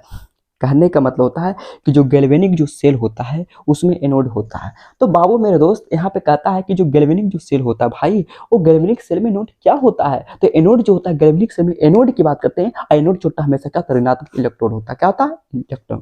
कहता है निम्नलिखित में कौन सा हाइड्रोजन प्रबलतम ऑक्सीकारक है। तो प्रबलतम ऑक्सीकारक का नाम बताओ। 61 नंबर आपको क्वेश्चन दे दिया है कि कौन क्या है प्रबलतम ऑक्सीकारक है। तो तुम्हें पता है कि प्रबलतम ऑक्सीकारक, ठीक है, हाईली रिएजेंट होता है, ठीक है। तो प्रबलतम जो ऑक्सीकारक उसका नाम होता है फ्लोरीन। कहता है अल्कोहल में सक्रिय क्रियाशील मूलक क्या होता है। तो अल्कोहल में सक्रिय क्रियाशील मूलक कौन है। तो अल्कोहल का सूत्र क्या होता है, सिंगल बॉन्ड क्या होता है, OH होता है। क्या होता है, OH होता है। क्योंकि नाम क्या कहता है, अल्कोहल की बात करें ना कि अल्कोहल में सक्रिय क्रियाशील मूलक कौन होता है, OH होता है। कोई दिक्कत नहीं। आपको क्वेश्चन बहुत सारा है, ठीक है, आपको क्वेश्चन बहुत सारा मेरे दोस्त। आपको क्वेश्चन है करीब टोटल क्वेश्चन है 153 क्वेश्चन है। कितना है 153 क्वेश्चन, जिसमें से आपको 62 क्वेश्चन हो चुका है। चलिए आधा हो चुका है। अब हम स्टार्ट करते हैं कि निम्नलिखित में कौन धातु अम्ल से अभिक्रिया करके हाइड्रोजन गैस मुक्त नहीं करता है, यानी कौन ऐसा धातु है, कौन ऐसा धातु है जो अम्ल से अभिक्रिया करके हाइड्रोजन गैस मुक्त नहीं करता है। यानी कहने का मतलब कि 63 नंबर खतरनाक क्वेश्चन दिया, आपको समझना पड़ेगा मेरे भाई, समझना पड़ेगा यही कि आपको बताता है कि कौन ऐसा धातु है जो अम्ल से अभिक्रिया करके हाइड्रोजन गैस मुक्त नहीं करता है। तो हाइड्रोजन गैस कौन नहीं मुक्त करेगा, क्या कभी विचार किया है? और यदि विचार नहीं किया है तो चलो समझने की कोशिश करते हैं। आप नाम सुना होगा, कहता है कि हाइड्रोजन के बाबा लिथियम, ठीक है, यहाँ पे आपको आता है lithium, sodium, potassium, rubidium, caesium, ठीक है, यहाँ पे आता है ना, कहता है लिथियम के बाबा सरदार काका नाना मांगे आलू पानी में, ठीक है, मैंने जिंदा को फ्राई कर दिया कोई नहीं सुना प्रभु हाइड्रोजन को। तो इसमें ऑप्शन नंबर कौन हो जाएगा, कॉपर। ये कॉपर ऐसा धातु है बाबू कि धातु अम्ल से अभिक्रिया करके हाइड्रोजन गैस मुक्त नहीं करता है। कॉपर जो है ना, ये अम्ल से जब रिएक्शन करता है तो हाइड्रोजन गैस को क्या करता है, मुक्त नहीं करता है। क्या करता है, मुक्त करेगा, नहीं करेगा। इसका नंबर कौन होगा, कॉपर हो जाएगा। कहता है कि सिंगल बॉन्ड COOH ग्रुप के अलावा एमिनो अम्ल में पाया जाता है। एमिनो अम्ल में कौन पाया जाता है, तो सिंगल बॉन्ड COOH ग्रुप के अलावा एमिनो अम्ल में कौन पाया जाता है। तो एमिनो अम्ल की बात तुम्हें पता है कि सिंगल बॉन्ड COOH ग्रुप के अलावा एमिनो अम्ल में पाया जाता है। तो एमिनो अम्ल का तुम्हें पता है कि एक होता है NH2, एक होता है COOH। तो COOH तो है, ये है NH2 है, इसका मतलब NH2। फिर कहता है निम्नलिखित में कौन एल्डोल संघनन में भाग लेता है। एल्डोल संघनन में कौन भाग लेता है, आपका क्या है 65 नंबर क्वेश्चन कहता है, 65 नंबर खतरनाक क्वेश्चन देता है। वो कहता है क्या कि निम्नलिखित में कौन एल्डोल संघनन में भाग लेता है। तो एल्डोल संघनन का मतलब एल्डिहाइड, और एल्डिहाइड कौन है, यही ना है। आपको एल्डिहाइड लगा, ये बताओ ये क्या बेंजीन पर है, ये बताओ ये ईस्टर का काम कर रहा है, ये एल्डिहाइड। ऑप्शन नंबर कौन लगा, ये एल्डोल संघनन में क्या करता है, भाग लेता है। कहता है क्या कि किसी भी पदार्थ की क्रिया करने का दर निर्भर करता है, यानी किसी भी पदार्थ की क्रिया करने का दर निर्भर करता है। आपको 66 नंबर खतरनाक क्वेश्चन दिया है कि किसी भी पदार्थ की क्रिया करने का दर निर्भर करता है। किस पर करता है मेरे दोस्त, सक्रिय द्रव्यमान पर। जी यही आंसर होगा, क्योंकि सक्रिय द्रव्यमान पर निर्भर करता है, अणुभार पर नहीं निर्भर करेगा, परमाणु भार पर निर्भर करेगा, तुलंकी भार पर निर्भर करेगा, नहीं। वो किसी भी पदार्थ की क्रिया का दर जो निर्भर करता है वो सक्रिय द्रव्यमान पर निर्भर करता है, उसका कितना है। अब कहता है कि उजला और पीला फास्फोरस क्या होता है। उजला और पीला फास्फोरस की बात करते हैं, ये तुम्हारा कई बार तुम्हारे क्या पूछा बहुत है, इसी को बोलते हैं एलोट्रोपी। एलोट्रोपी का मतलब होता है अपरूप, ठीक है, यानी उजला और जो पीला फास्फोरस दोनों एक ही है, चाहे उजला बोलो चाहे पीला बोलो, फास्फोरस सब दोनों ही है। एक होता है उजला फास्फोरस, एक होता है पीला फास्फोरस, एक होता है उजला फास्फोरस, काला फास्फोरस। तो क्या है बाबू, अपरूप है, क्योंकि एक ही फास्फोरस को कई रूप में दिखना अपरूप कहलाता है एलोट्रोपी। बेरोबेदार ठोस पदार्थ है, तो बेरोबेदार ठोस पदार्थ है, इसमें कौन हो रहेगा, बेरोबेदार का मतलब एमोर्फस, एमोर्फस का मतलब होता है कांच, क्योंकि काटोगे तो रूखा आएगा, इसी को बोलते हैं बेरोबेदार, इसी बोलते हैं अक्रिस्टलीय, क्रिस्टलीय नहीं अक्रिस्टलीय, एमोर्फस सॉलिड है। कहता है बेंजीन का सूत्र है, बेंजीन की बात करते हैं तो बेंजीन का सूत्र, बेंजीन का अनुसूत्र तो क्या होता है C6 और H6 होता है, कोई दिक्कत नहीं। अब कहता है कि आदर्श विलयन का निम्नलिखित में कौन सा गुण है। आदर्श विलयन उसको बोलते हैं जो रोल्ट के नियमों को पालन करता है। क्या रोल्ट के नियम को पालन नहीं करेगा, रोल्ट के नियम को क्या करता है, पालन करता है। ऑप्शन नंबर क्या ए।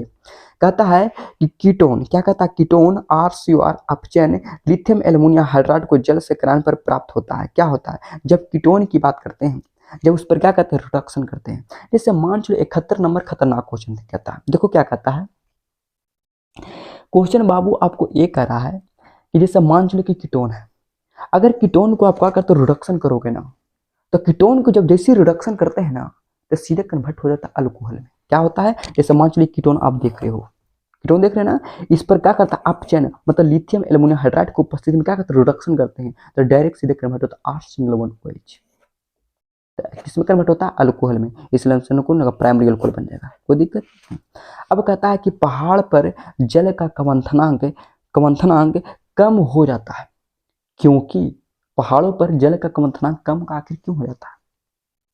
अगर मान चलो कहीं कहीं आप देखा होगा कि पहाड़ पर जाओगे ना तो जल का जो क्वथनांक जो होता है वो कम हो जाता है। आखिर ऐसा क्यों? वायुमंडल दाब कम है, वायुमंडल दाब कम है, वहाँ ताप कम है, वहाँ दाब ज्यादा है, वहाँ हवा ज्यादा है। अरे बकलोल, वहाँ तो पहाड़ पर तो हवा नहीं रहता, कहीं कहीं हवा नहीं देखा, सिलेंडर गैस लगा, क्योंकि देखा लिखा रहता है पहाड़ पर कृपया पेशेंट मरीज न चढ़े, क्योंकि कहीं कहीं पहाड़ पर हवा नहीं रहती, ये बिल्कुल गलत है। वहाँ ताप कम रहता है, वहाँ ताप कम है। ताप देखो पहाड़ पर जाओगे ना तो ठंडा हल्का लगता है, लेकिन जैसे ही ऊंचा पर जाओगे तो गर्मी महसूस थोड़ा आएगा। तो लेकिन पहाड़ पर जल का क्वथनांक कम हो जाता है क्योंकि वहाँ वायुमंडल दाब कम है। वहाँ वायुमंडल की जो दाब है ना, उसकी प्रेशर है वो कभी कभी, क्योंकि पृथ्वी पर बहुत ज्यादा प्रेशर है, लेकिन जैसे ऊपर जाओगे ना तो आपको वहाँ पर जो दाब होता है वो कम होता है, इसलिए ऑप्शन नंबर क्या रहेगा? कहता है कि सिंगल बॉन्ड CONH2 ग्रुप को कहा जाता है, सिंगल बॉन्ड CONH2 ग्रुप को कहा जाता है, क्या कहते हैं मेरे दोस्त? उसका नाम होता है क्या? Single bond CONH2, single bond CONH2 की बात करते हैं, क्या कहते हैं? तो इसका नाम होता है एमिडो ग्रुप कि एमिनो ग्रुप कि एमिनो ग्रुप। इसका नाम होता है क्या? CONH2, इसको बोलते हैं एमाइड ना, इसे बोलते हैं, इसको एमिडो ग्रुप बोलते हैं, क्योंकि एमाइड को तुम्हें पता है कि सिंगल बॉन्ड CONH2 होता है, इसको क्या बोलते हैं? एमिडो ग्रुप। लेकिन अगर सिंगल बॉन्ड C डबल रहेगा तब इसको बोलते हैं ईस्टर ग्रुप, ठीक है। अगर सिंगल बॉन्ड CH रहेगा तब इसको बोलते हैं एल्डिहाइड ग्रुप। क्या बोलते हैं? Aldehyde group. कोई दिक्कत?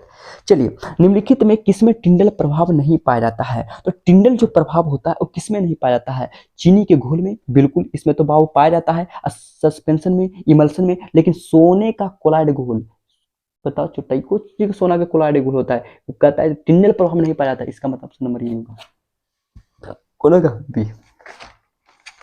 चलिए अब हम देखते हैं देखो क्या कहता है। कहता है कि निम्नलिखित में कौन सा अम्ल, सिरका में कौन सा अम्ल पाया जाता है? सिरका में एस्टिक अम्ल पाया जाता है, CH3COH, इसी को बोलते हैं एस्टिक अम्ल, इसी को बोलते हैं एथनोइक अम्ल, ठीक है। कहता है कि कौन कार्बनिक यौगिक सिल्वर मिरर जांच देता है? सिल्वर मिरर जांच कौन देता है मेरे दोस्त? तो सिल्वर मिरर जांच का मतलब होता है ना, वो कौन देता है? सीरोजा है कि फॉर्मल्डिहाइड देता है? इसमें कौन देता है? तो आपको थोड़ा सा देखना पड़ेगा। इसमें क्या होता है ना कि जो सिल्वर जो मिरर जो दान देता है, जो सिल्वर मिरर, तो आपको एल्डिहाइड में पढ़ना था टॉपिक। सिल्वर एक होता है सिल्वर जो बिल्कुल चांदी की जैसा चमकदार होता है, सिल्वर मिरर, ठीक है। तो कौन सा कार्बनिक यौगिक सिल्वर मिरर जान देता है? तो थोड़ा सा रिएक्शन देखो, रिएक्शन जैसे हुए, जैसे मान चलो कि HC डबल बॉन्ड क्या होता है? OH होता है, इसको बोलते हैं क्या? कार्जुलिक अम्ल बोलते हैं। अगर मान चलो कि कार्जुलिक अम्ल है, अगर ये यहाँ से क्या करता है, यहाँ से मान चलो कि क्या है, जैसे मान चलो कि HC डबल बॉन्ड है, HC डबल बॉन्ड है, ये किसका काम कर रहा है? एल्डिहाइड का, क्योंकि एल्डिहाइड का सूत्र पता है CHO होता है, CHO। अगर यहाँ से हटा देते हैं तो बन जाता है क्या? एल्डिहाइड।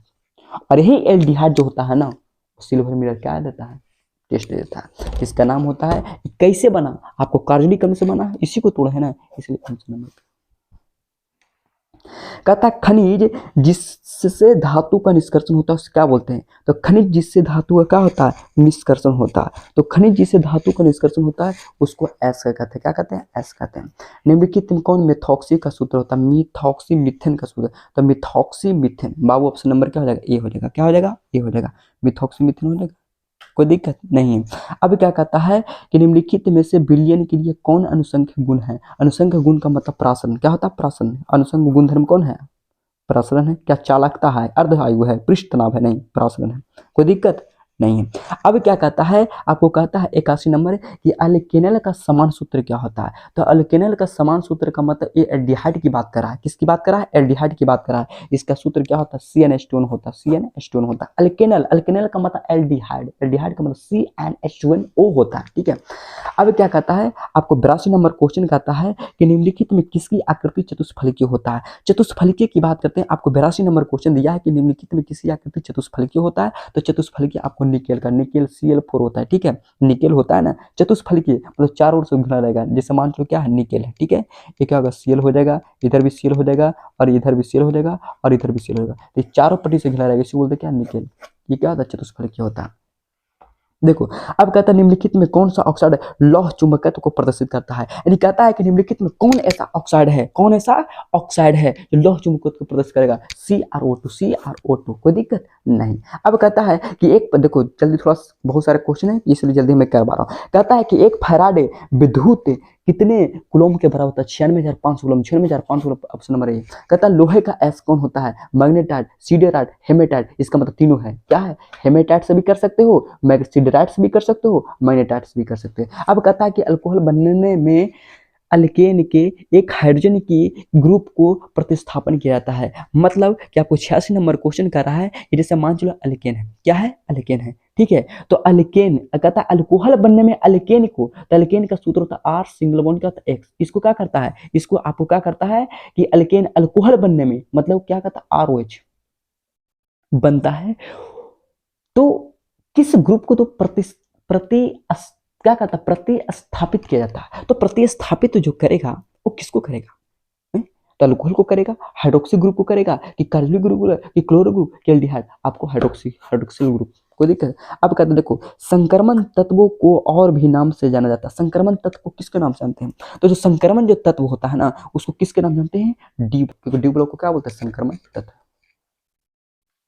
एफ ब्लॉक को क्या बोलते हैं, एफ ब्लॉक का है क्रम में, एफ ब्लॉक को बोलते हैं अंतः संक्रमण तत्व, ठीक है। अब देखो यहाँ पे क्या कहता है, कहता है कि कार्बोहाइड्रेट जो जलांशित होकर 3 से लेकर 10 मोनोसैकराइड इकाई प्रदान करते हैं उससे क्या कहते हैं, मोनोसैकराइड, ओलिगोसैकराइड, क्या बोलते हैं ऑलिगोसैकराइड, की ओलिगोसैकराइड, की पॉलीसैकराइड, तो आपको कौन होगा, आपका हो जाएगा बाबू ओलिगोसैकराइड। ओलिगोसैकराइड जो होता है ना वो 10 से क्या होता है, आराम से 10 तक करता है, लेकिन पॉलीसैकराइड जो होता है 10 से अधिक होता है, लेकिन 10 तक रहेगा, 3 से लेकर 10 की बात कर रहा है तो उसका नाम होता है ओलिगोसैकराइड। मोनोसैकराइड जो होता है ना ज्यादा नहीं होता है, 1-2 के बीच में रहता है। बुना एन तथा बुना एस क्या है, बुना एन तथा बुना एस की अगर बात करते हैं तो बुना एन और क्या होगा, बुना एस, तो बुना एन और बुना जो एस होता है बाबू वो क्या होता है, तो बुना एन और बुना जो एस होता है ना उसका नाम क्या होता है, संश्लेषित रबर। संश्लेषित रबर क्या होता है, संश्लेषित रबर, नाम है बुना एन और बुना एस, तो बुना एन और बुना एस मिलेगा तो उसका नाम होता है संश्लेषित रबर, क्या होता है, कंडक्शन रबर होता है। कहता पेट में अत्यधिक अम्ल को बनने से रोका जा सकता है, पेट में जब अम्ल की मात्रा अगर बढ़ जाता है ना, एसिड की मात्रा बढ़ जाता है, तो पेट में जब एसिड की अगर मात्रा बढ़ जाता है, पेट में एसिड की मात्रा बढ़ जाता है तो क्या कहलाता है, उसको बोलते हैं प्रत्यय अम्ल, क्या बोलते हैं, प्रत्यय अम्ल बोलते हैं। कहता है CH3COOH का आईपीसी नाम क्या होगा, इसको बोलते हैं क्या, एथनोइक अम्ल, क्या बोलते हैं, मेथ ईथ, कार्बन क्या होगा, 2 है, एक कार्बन और 2 कार्बन, 2 को बोलते हैं ईथ, ईथ में लगेगा ओइक, तो उसका नाम होता है एथनोइक अम्ल, कौन ऑप्शन नंबर क्या होगा, बी हो जाएगा, ठीक है। सुक्रोज का सूत्र क्या, C12H22O11 होगा, C12H22O11 होगा, कोई दिक्कत नहीं। अब देखो क्या कहता है, यहाँ पे कहता है कि NH3 में नाइट्रोजन का संकरण है, यानी आपको क्वेश्चन नंबर कितना है, 93, क्वेश्चन नंबर आपको 93 कहता है कि नाइट्रोजन की बात करता है कि NH3 में नाइट्रोजन का संकरण, तो नाइट्रोजन की अगर संकरण की बात करते हैं बाबू तो संकरण का मतलब क्या आता है, परसंकरण। NH3 की बात करते हैं तो तुम्हें पता है कि नाइट्रोजन का बॉन्ड कितना होता है, 5 गो होता है ना, 1 गो हो गया, 2 गो हो गया, 3 गो हो गया, 4 गो हो गया, 5 गो हो गया, तो यहाँ पे लगा दो हाइड्रोजन, ये लग गया आपको हाइड्रोजन हो गया, ये आपको हाइड्रोजन हो गया, ये भी हाइड्रोजन हो गया, तो 1 सिग्मा, 2 सिग्मा, 3 सिग्मा, 1 4 सिग्मा, और 4 सिग्मा, 4 को क्या बोलते हैं, 4 को बोलते हैं sp3, इसका नाम कौन रहेगा, sp3, ऑप्शन नंबर फर्स्ट। आवर्त सारणी के ग्रुप फर्स्ट के तत्वों को जाना जाता है क्षारीय धातु, कि क्षारीय भूमि धातु, क्षारीय धातु के ग्रुप फर्स्ट को क्या बोलते हैं, क्षारीय धातु के नाम है, क्षारीय धातु। अब कहता है कि एक विधि एक विधि जिसमें किसी धात्विक अयस्क को हवा की अधिकता में उसके गलनांक के नीचे गर्म किया जाता है तो उसे क्या कहते हैं। यानी कहने का मतलब बताता है कि आपको 95 नंबर क्या है क्वेश्चन है। 95 नंबर जो क्वेश्चन है बाबू वो क्या कहता है। यहाँ पे कहने का मतलब होता है कि जैसे कहने का मतलब 95 नंबर क्वेश्चन है, इसमें कहता है कि एक मान लो कोई विधि है, जैसे देखो, जय हो जय हो जय हो जय हो, हिलो मत हिलो मत। देखो क्या कहता है, हिल गया था मेरे दोस्त। देखो क्या कहता है, कहता है यहाँ पे क्या 95 नंबर आपको क्वेश्चन है, ठीक है। और 95 नंबर क्वेश्चन कहता है वो क्या है, थोड़ा सा देखो। क्या कहता है कि एक विधि जिसमें किसी धात्विक अयस्क को हवा की अधिकता में गलनांक के नीचे गर्म किया जाता है तो उसे क्या कहते हैं। जैसे मान चलो कि हवा की उपस्थिति में गर्म करना ना, तो हवा की उपस्थिति में क्या करना गर्म, तो आपको नाम सुना होगा ZNS। ऑक्सीजन की उपस्थिति में गर्म करेगा तो क्या बनेगा ZNO, प्लस में S और O मिल गया SO2, क्योंकि ऑक्सीजन क्या दो गो है। तो जिंक एक बार ऑक्सीजन से रिएक्शन करेगा तो बना देगा ZNO, एक SO2 बनाएगा तो ZNO बन गया। तो ये ऑक्सीजन की उपस्थिति में क्या किया, गर्म किया। तो ऑक्सीजन की उपस्थिति में गर्म करना क्या कहलाता है, जारन कहलाता है। क्या कहलाता है, जारन या तो भर्जन कहलाता है। इसलिए ऑप्शन नंबर कौन हो जाएगा, बताओ तो। वही नहीं कहता एक विधि जिसमें किसी धात्विक अयस्क को हवा की उपस्थिति में जब गर्म करते हैं तो गलनांक के नीचे गर्म किया जाता है तो उसे क्या कहते हैं, भर्जन कहते हैं। काम खत्म। अब कहता है कि कॉपर धातु का शोधन, 96 नंबर क्वेश्चन है कि कॉपर धातु का शोधन निम्नलिखित में से किस विधि के द्वारा किया जाता है। यानी आपको कॉपर की बात करते हैं तो कॉपर एक बताना चाहता हूं कि जिसको बोलते हैं वैद्युत अपघटन शोधन या मंडल परिष्करण या वर्ण लेखक विधि। तो 96 नंबर आपको जो क्वेश्चन आता है उसको बोलते हैं, क्या बोलते हैं, वर्ण लेखक नहीं, वैद्युत अपघटन विधि द्वारा। अब कहता है कि अमोनिया आर्द्र लाल लिटमस पत्र को किस रंग को बदल लेता है, किस में बदलता है। तो आप नाम सुनोगा ब्लू। ब्लू का मतलब समझते हो क्या होता है, नीला होता है। क्या होता है, नीला। अमोनिया जो होता है ना, आर्द्र लाल लिटमस पत्र को क्या होता है, किस रंग बदलता है, लाल लिटमस पत्र को। अमोनिया उस पर डालोगे लाल लिटमस पत्र पर तो किस में बदल देगा, ब्लू। ब्लू का मतलब क्या होता है, ब्लू का मतलब क्या होता है, लाल, नीला होता है ना। चलिए अब क्वेश्चन कहता है कि जिसका बोलते हैं उजला और पीला फास्फोरस क्या है, एक अप्रूफ है। तुम्हें जल्दी बताएं तो उजला और पीला जो फास्फोरस क्या होता है, अप्रूफ, क्योंकि फास्फोरस एक ही है लेकिन उसका नाम क्या अलग अलग है। अब कहता है नाइट्रिक अम्ल तैयार किया जाता है किसके द्वारा। नाइट्रिक अम्ल जो तैयार किया जाता है, आपको 99 नंबर क्वेश्चन है कि नाइट्रिक अम्ल जो तैयार किया जाता है वो किसके द्वारा किया जाता है मेरे दोस्त, तो उसका नाम होता है संपर्क विधि। क्या होता है, संपर्क विधि। नाइट्रिक अम्ल होता है। लेकिन ओस्टवाल्ड विधि के द्वारा कहेगा तो ओस्टवाल्ड विधि से पता क्या बनता है, उसका नाम होता है क्या, ओस्टवाल्ड विधि से जिसको बोलते हैं H2SO4 बनता है, H2SO4। लेकिन एक होता है हेबर विधि, हेबर विधि से बनता है क्या, NH3, अमोनिया बनता है। अब कहता है कि नाइट्रिक अम्ल का सूत्र क्या होता है, HNO3। ऑप्शन नंबर क्या, फर्स्ट। कहता है कि K4Fe में लोहा का ऑक्सीकरण कितना होता है। जब इसको निकालोगे लोहा का ऑक्सीकरण संख्या तो आपको कितना आएगा, कितना नंबर क्वेश्चन है, 100 है। 100 को 101 की बात करें तो थोड़ा सा निकाल ही लो, ले छोटा देख ही लेते हैं कितना आता है। ठीक है, कितना आता है नहीं आता है। देखो क्या कहता है, कहता है K4Fe का 6 क्या है, K4Fe का 6। और क्या कहता है 6 में लोहा का ऑक्सीजन इसकी पूछ रहा है तो इसको मान लो X। लोहा का तुम्हें पोटासियम का वैलेंस इलेक्ट्रॉन तुम्हें पता है कि कितना होता है, +1 होता है। लेकिन पोटासियम है क्या, को 4 को। उसके बाद जब दूसरा एटम यूनिट में आता है उसके बाद देते हैं प्लस, ये हो गया X। उसको सनाइड का होता है -1 एंड टू के को सनाइड 6 को, बराबर कुछ नहीं तो 0, बराबर कुछ नहीं है तो 0। अब इसको कैलकुलेट कर दो, 1 में 4 से करते हैं 4 प्लस का होगा X माइनस हो गया 6 अब बराबर 0। बताओ X हो गया -6 और +4 -2 बराबर क्या होगा 0। नहीं X पर कितना होगा 2। ऑप्शन नंबर कितना होगा 2। देखो 2 करेगी यार। देखो क्या कहता है K4Fe में लोहा का ऑक्सीकरण कितना आएगा, +2 आया ना।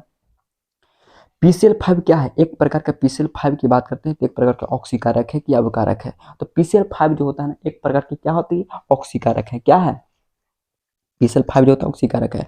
NH3 में नाइट्रोजन का संकरण कितना होता है, तो अभी जस्ट मैं बताऊं तो कि NH3 में नाइट्रोजन का संकरण होता है N हो गया तो हाइड्रोजन हो गया, हाइड्रोजन हो गया और हाइड्रोजन हो गया और 2 बॉन्ड हो गया। तो 1 सिग्मा 2 सिग्मा 3 सिग्मा और 4 सिग्मा को क्या बोलते हैं, sp3, क्योंकि 3 1 4 तो sp3 कहाँ गया, ऑप्शन नंबर ए। कहता है ओलियम में H2SO4 के साथ और कौन सा अवयव उपस्थित होता है। यानी कहता है देखो ये जबरदस्त क्वेश्चन है, थोड़ा सा ध्यान देना। आपको 104 की बात कर रहा है। और 104 में क्या कहता है, देखना क्या कहता है। इसमें कहता है मेरे दोस्त कि ओलियम है, ओलियम का सूत्र पता है, ओलियम का सूत्र होता है H2S2O7। देखो H2S2O7 ओलियम को कहता है क्या कि ओलियम में कहता है ओलियम में H2SO4 के साथ और कौन सा अवयव उपस्थित होता है। यानी ओलियम जो होता है, अगर इस ओलियम में क्या किया मिलाया जाए कि हमको H2SO4 बन जाए।